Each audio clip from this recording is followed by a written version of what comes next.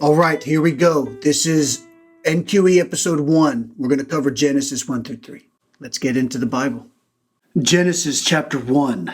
In the beginning of God's creating the heavens and the earth, when the earth was astonishingly empty, with darkness upon the surface of the deep, and the divine presence hovered upon the surface of the waters, God said, "Let there be light."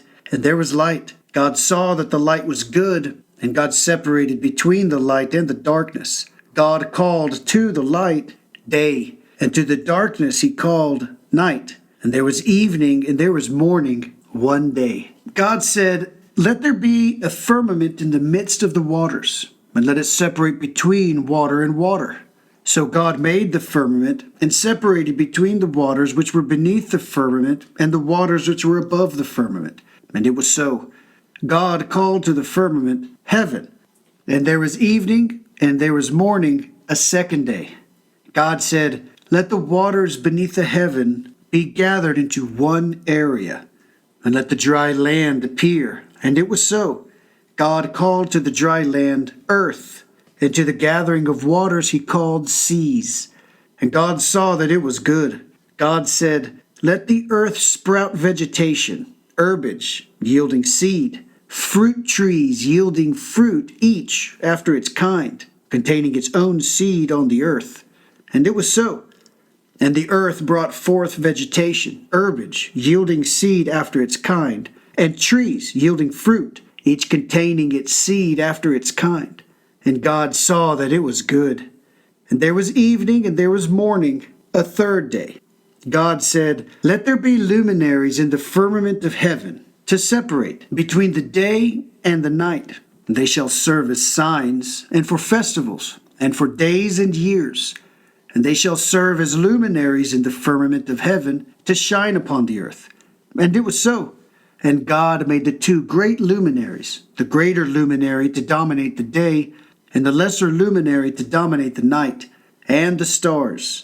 And God set them in the firmament of the heaven to give light upon the earth, to dominate by day and by night, and to separate between the light and the darkness. And God saw that it was good. And there was evening and there was morning, a fourth day. God said, "Let the waters teem with teeming living creatures, and fowl that fly about over the earth across the expanse of the heavens." And God created the great sea giants, and every living being that creeps, with which the waters teemed after their kinds, and all the winged fowl of every kind. And God saw that it was good. God blessed them, saying, "Be fruitful and multiply, and fill the waters and the seas. But the fowl shall increase on the earth." And there was evening and there was morning a fifth day. God said, "Let the earth bring forth living creatures, each according to its kind, animal and creeping being, and beast of the land, each according to its kind." And it was so. God made the beast of the earth according to its kind, and the animal according to its kind, and every creeping being of the ground according to its kind. And God saw that it was good. And God said, "Let us make man in our image, after our likeness. They shall rule over the fish of the sea, the birds of the sky, and over the animal, the whole earth, and every creeping thing that creeps upon the earth." So God created man in his image. In the image of God he created him. Male and female he created them. God blessed them, and God said to them, "Be fruitful and multiply. Fill the earth and subdue it, and rule over the fish of the sea, the bird of the sky, and every living thing that moves on the earth." God said, "Behold, I have given to you all herbage yielding seed that is on the surface of the entire earth, and every tree that has seed yielding fruit, it shall be yours for food. And to every beast of the earth, to every bird of the sky, and to everything that moves on earth, within which there is a living soul, every green herb is for food." And it was so. And God saw all that he had made, and behold, it was very good. There was evening, and there was morning, a sixth day. Genesis chapter 2. Thus the heaven and the earth were finished, and all their array. By the seventh day, God completed his work which he had done, and he abstained on the seventh day from all his work which he had done. God blessed the seventh day and sanctified it, because on it he abstained from all his work which God created to make. These are the products of the heaven and the earth when they were created on the day that Hashem God made earth and heaven. Now all the trees of the field were not yet on the earth, and all the herb of the field had not yet sprouted, for Hashem God had not sent rain upon the earth. There was no man to work the soil. A mist descended from the earth and watered the whole surface of the soil. And Hashem God formed the man of dust from the ground, and he blew into his nostrils the soul of life, and man became a living being. Hashem God planted a garden in Eden to the east, and placed there the man whom he had formed. And Hashem God caused to sprout from the ground every tree that was pleasing to the sight and good for food. Also the tree of life in the midst of the garden, and the tree of knowledge of good and bad. A river issues forth from Eden to water the garden, and from there it is divided and becomes 4 headwaters. The name of the first is Pishon, the one that encircles the whole land of Havilah, where the gold is. The gold of that land is good. The Bedolak is there, and the Shoham stone. The name of the second river is Gihon, the one that encircles the whole land of Cush. The name of the third river is Hiddekel, the one that flows toward the east of Assyria. And the fourth river is the Euphrates. Hashem God took the man and placed him in the Garden of Eden, to work it and to guard it. And Hashem God commanded the man, saying, Of every tree of the garden you may freely eat, but of the tree of knowledge of good and bad you must not eat thereof. For on the day you eat of it, you shall surely die. Hashem God said, It is not good that man be alone. I'll make him a helper, corresponding to him. Now Hashem God had formed out of the ground every beast of the field and every bird of the sky, and brought them to the man to see what he would call each one. And whatever the man called each living creature, that remained its name. And the man assigned names to all the cattle, and to the birds of the sky, and to every beast of the field. But as for man, he did not find a helper corresponding to him. So Hashem God cast a deep sleep upon the man, and he slept. And he took one of his sides, and he filled in flesh in its place. Then Hashem God fashioned the side that he had taken from the man into a woman, and he brought her to the man. And the man said, This time it is bone of my bones and flesh of my flesh. This shall be called woman, for from man was she taken. Therefore a man shall leave his father and his mother and cling to his wife, and they shall become one flesh. They were both naked, the man and his wife, and they were not ashamed. Genesis chapter 3. Now the serpent was cunning beyond any beast of the field that Hashem God had made. He said to the woman, Did perhaps God say, You shall not eat of any tree of the garden? The woman said to the serpent, Of the fruit of any tree of the garden we may eat. Of the fruit of the tree which is in the center of the garden, God has said, You shall neither eat of it, nor touch it, lest you die. The serpent said to the woman, You will not surely die, for God knows that on the day you eat of it, your eyes will be opened, and you will be like God, knowing good and bad. And the woman perceived that the tree was good for eating, and that it was a delight to the eyes, and that the tree was desirable as a means to wisdom. And she took of its fruit and ate.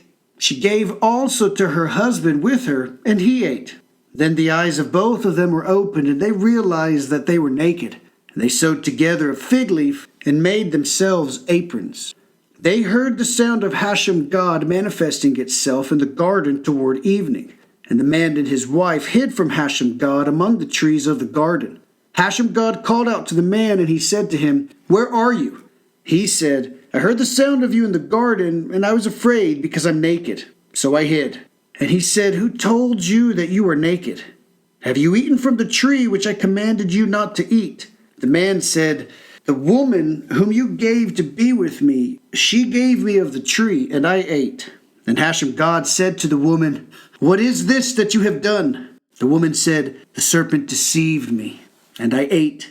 And Hashem God said to the serpent, "Because you have done this, accursed are you beyond all the cattle and beyond all the beasts of the field. Upon your belly shall you go, and dust shall you eat all the days of your life. I will put enmity between you and the woman, and between your offspring and her offspring. He will pound your head, and you will bite his heel." To the woman he said, "I will greatly increase your suffering and your childbearing. In pain shall you bear children. Yet your craving shall be for your husband, and he shall rule over you." To Adam he said, "Because you listened to the voice of your wife, and ate of the tree about which I commanded you, saying, 'You shall not eat of it.' Accursed is the ground because of you. Through suffering shall you eat of it all the days of your life. Thorns and thistles shall it sprout for you, and you shall eat of the herb of the field. By the sweat of your brow shall you eat bread until you return to the ground from which you were taken. For you are dust, and to dust shall you return." The man called his wife's name Eve, because she had become the mother of all the living. And Hashem God made for Adam and his wife garments of skin, and he clothed them. And Hashem God said, "Behold, man has become like the unique one among us, knowing good and bad. And now, lest he put forth his hand and take also of the tree of life, and eat and live forever." So Hashem God banished him from the Garden of Eden, to work the soil from which he was taken. And having driven out the man, he stationed at the east of the Garden of Eden the cherubim and the flame of the ever-turning sword, to guard the way to the tree of life. Little housekeeping on the front end, I'm reading from the Torah. And okay, this is translated into English from the original text. It's done by these unbelievable rabbis, and it's amazing. But you notice they will refer to God as Hashem, and they're going to use some other names later. Here's what we've got. God has designed the world, and he orders it. According to its kind is used often. This to me means everything is on purpose. It's all by design, and it's according to its kind. Okay. On the seventh day, God says, it's rest time from the work that I created to make. Okay, that's interesting. Water is a massive ingredient in the creation of this whole thing. In fact, the dust gets moistened, and then from the moistened dust, God puts together a man. Hey, listen, God builds a serpent, places the serpent right there with the two, and he comes and he tricks the woman. The woman comes into the picture because the guy isn't just quite able to get it all done. God says, you know what? This is not good. I have done all of these things. That's good. You being alone, no, not good. We need to make you a little somebody. So woman comes into the picture. This is after he says none of the beasts that have been created work. When he sees the woman, Adam says, yes, this will work for me. Thank you. And off to the races. No clothes. Nope, no clothes. No working either. No clothes, no working, and they're together. This is all according to its kind. And then the serpent comes, does the little magic. He says, oh, no. It's not death, which I'm wondering what it is that they think this word means, death.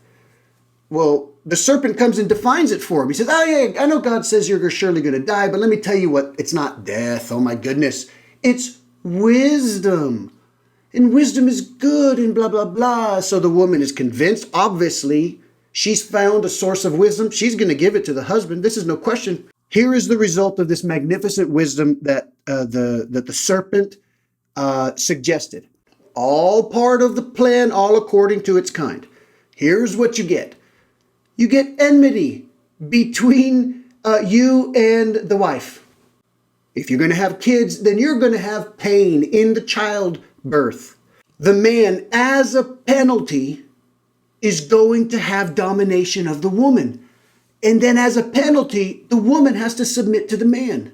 Survival, just living, is going to come, but you got to suffer first.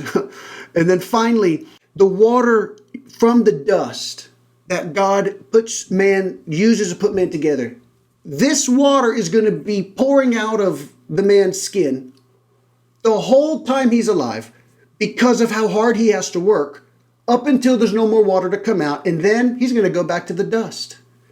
This is all the wisdom that comes from the serpent's mind. So to eat the fruit, here's the wisdom, this is really what you want. But there's a bonus, there's shame and embarrassment. Add that to the pot. This is how the serpent's wisdom is defined, and this sucks. There is a unique one among them. A unique one. This was fun. We're done.